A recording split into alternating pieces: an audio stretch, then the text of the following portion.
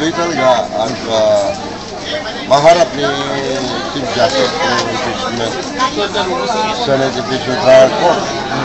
Mapatunayan niya kung talagang wala siyang kasalanan. Kayo po yung hindi nasalang sa impeachment. I mean, personally, hindi ka nasalang. Ako, gusto ko. Yung mga prosecutor na nag-walkout eh. Kaya, dapat nun, dinismiss yung kaso for failure to prosecute, di ba? Sila nag-walkout eh. O, di wala. Ako, handa akong defense sa akin sarili. Nire-road yung impeachment sa Kongreso. Walang due process. Nire-road. Hindi na ako nagreklamo dahil sabi ko, handa ko i-depensa ko ang aking sarili. O, nag-walkout. Ngayon, nagkuko pati mga military. O, kung sa loob na lang ako bumaba, para wag magkaroon ng bloodshed o wag maging madugo. Maging violent. Oo. So, nung ako bumaba, inutusan ni na-swearin na sa, yun, pag-swearin sa kanya, illegal din yun. Na wala mo ng bakating pwesto, hindi naman ako resign, kailanman. Kaya siguro, nung pagbaba ko, dalawang buwan, inutusan niya yung kanya Secretary of Justice na Hernani Perez.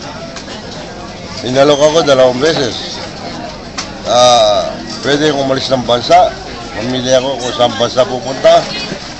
Pwede kong dalhin lahat ang gusto kong dalhin. Walang kasong iakyat laban sa akin sa kondisyon lamang, isang kondisyon lamang. Pipirma ako na ako'y nagbibitiw bilang Pangulo ng Republika ng Pilipinas. 2 beses ako nalok, 2 beses ko tinanggihan. Kahit na anong mangyari, hindi ako aalis dito sa bansa. Haharapin ko lahat ng kaso niyan. Sino naman masasabi niyo sa patuloy na pagbanat po ni President Aquino kay Chief Justice Corona?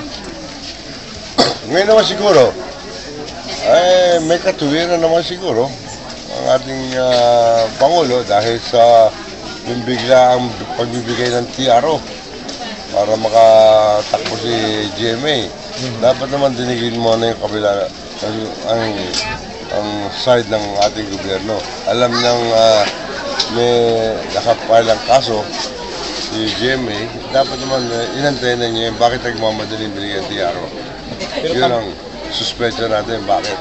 So tama po ba yung forum yung ginagawa ni President Aquino na sa lahat ng mga impeachment, sa mga engagement niya, kapag nagkasalita, binabanatan ng Chief Justice?